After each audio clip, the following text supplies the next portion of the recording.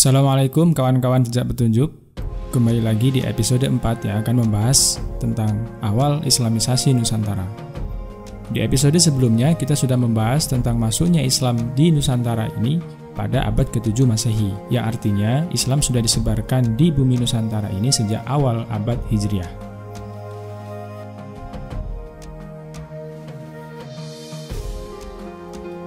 Teori masuknya Islam ke Nusantara pada abad ke-7 Masehi ini sebenarnya bukanlah hal yang mustahil terjadi sebagaimana sanggahan para orientalis barat. Sebab pada abad ke-7 Masehi sudah ada jalur pelayaran internasional yang sangat ramai melalui Selat Malaka yang menghubungkan dinasti Tang di Cina, Sriwijaya di Asia Tenggara, dan Bani Umayyah di Asia Barat. Indonesia itu memenuhi kebutuhan pasar dunia. Apapun, ya emasnya, ya rempah-rempahnya itu. Bangsa Indonesia itu bangsa yang sebenarnya sudah mempunyai kemampuan kemandirian, memenuhi kebutuhan dirinya dengan kelebihan-kelebihannya itu. Dan itu terjadi pada zaman Islam. Islam masuk. Bahkan, jauh sebelum abad 7 Masehi, hubungan antara Nusantara dengan Timur Tengah telah terjadi sejak zaman sebelum Islam. Sebuah naskah Yunani yang ditulis tahun 70 Masehi sudah menyebutkan Sumatera dengan nama Chrysenesos atau Pulau Emas. Para pedagang dari kawasan Timur Tengah sudah mendatangi Nusantara untuk mencari emas. Bahkan, tumbuhan-tumbuhan yang hanya dijumpai di Sumatera yaitu kemenyan dan kapur barus. Sebaliknya, para pedagang Nusantara pun ternyata sudah menjajakan komoditas mereka sampai ke Asia Barat dan Afrika Timur sejak abad permulaan Masehi. Hal ini didasarkan pada penelitian Dr. J. Innes Miller terhadap naskah Historia Naturalis karya Plinius di abad pertama Masehi. Nah, yang menarik di sini, Islamisasi Nusantara berawal dari kawasan Pulau Sumatera. Nama Sumatera sendiri berawal dari keberadaan kerajaan Samudra Pasai yang tercantum di dalam kitab Rihlah Ilal Masyriq karya Abu Abdullah Ibnu Battutah, seorang musafir Maroko yang singgah di Samudra Pasai pada tahun 1345 Masehi. Ibnu Battutah melafalkan kata samudra dengan Samatra dan kemudian menjadi Sumatera. Selanjutnya, nama ini tercantum dalam peta-peta abad ke-16 Masehi buatan Portugis yang merujuk pada pulau ini, sehingga kemudian dikenal meluas sampai sekarang. Berbicara masuknya Islam ke Pulau Sumatera, kontak paling awal antara penguasa di Sumatera dengan kekhalifahan Islam di Timur Tengah bermula sejak Khalifah Bani Umayyah yang kala itu dipimpin oleh Khalifah Muawiyah.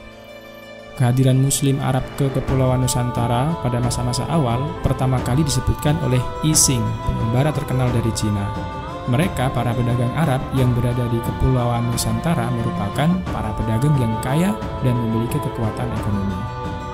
Pada masa pemerintahan Bani Umayyah, wilayah di Nusantara masih berada dalam kekuasaan kerajaan Hindu-Buddha.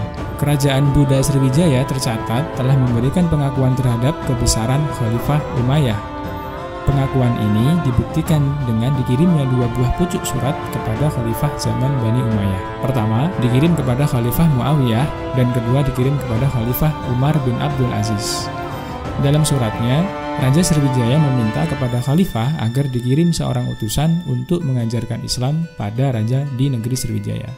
Dua buah sumber sejarah berupa berita-berita Cina yang menyinggung masalah kedatangan Islam ke Nusantara adalah Xin Tang Su atau catatan dinasti Tang serta Chu Fanchi yang artinya catatan negeri-negeri asing yang ditulis Cao Jukua tahun 1225 Masehi. Dua catatan ini menceritakan tentang Tasi, istilah Cina untuk menyebut Arab. Pada tahun 651 Masehi, Raja Tasi atau Raja Arab bernama Han Mimomini mengirim utusan ke istana Cina.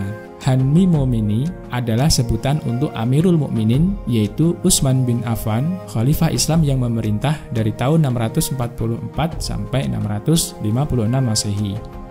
Selain itu, catatan dinasti Tang menyebutkan pada tahun 674 Masehi terdapat pemukiman pedagang Arab, yaitu di pantai barat Sumatera, tepatnya di Barus.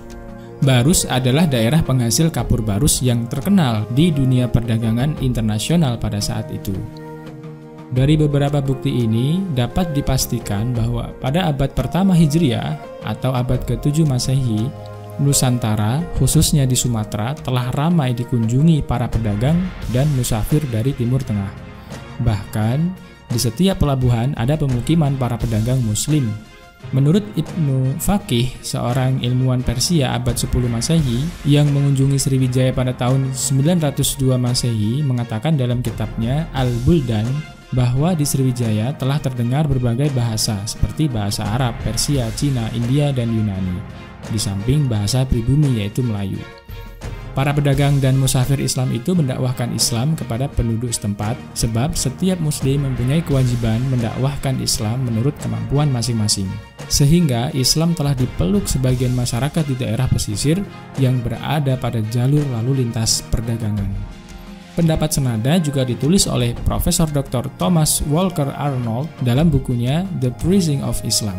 Dia menyebutkan tidak mungkin untuk mengetahui tanggal yang tepat masuknya agama Islam ke Kepulauan Melayu. Islam mungkin telah dibawa oleh pedagang Arab pada abad-abad awal Hijriah, jauh sebelum kita memiliki catatan historis tentang hal itu. Anggapan ini lebih masuk akal, karena sebagaimana kita ketahui bahwa orang-orang Arab sejak awal sudah melakukan perdagangan ke kawasan timur. Kedatangan Islam di kawasan Pulau Sumatera merupakan yang paling awal jika dibandingkan dengan kawasan lainnya seperti Pulau Jawa dan Pulau Sulawesi. Dengan bukti-bukti yang menyebutkan Islam telah masuk dan berkembang sejak abad ke-7 Masehi di Pulau Sumatera, serta telah terjadinya perkawinan antara pedagang Arab dengan pribumi, akhirnya membentuk komunitas masyarakat Muslim yang terdiri dari orang-orang Arab dan penduduk lokal. Hal ini menjadi cikal bakal perkembangan Islam yang jauh lebih besar di masa-masa berikutnya, hingga Islam menjadi agama yang membawa kepada kemakmuran dan kemajuan di wilayah Nusantara. Hingga pada abad ke-13 sampai dengan 14 Masehi, barulah para pengembara hebat seperti Marco Polo, Ibnu Battuta telah menjumpai kerajaan-kerajaan Islam di Nusantara dengan segala kebesaran dan kemakmurannya, yang kemudian catatannya menjadi bukti bagi pencari jejak petunjuk.